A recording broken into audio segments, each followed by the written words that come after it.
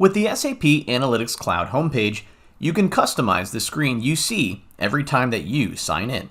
Your SAP Analytics Cloud home screen is made up of a number of tiles that are pinned to the page. These tiles can be moved around and deleted and even resized. Objects from stories can be pinned to your home screen to create your own customizable dashboard. To modify your home screen, you can click on your profile picture and then click on Home Screen Settings.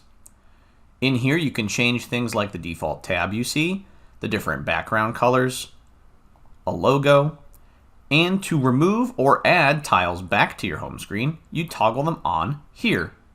Please note these different tabs on this section of the home screen. The customizable home screen that you can make is your Today tab. The Catalog tab is something where your organization can publish stories and other content to. Favorites will show you any stories that you have favorited, and Shared with Me will show content that other people have shared with your user.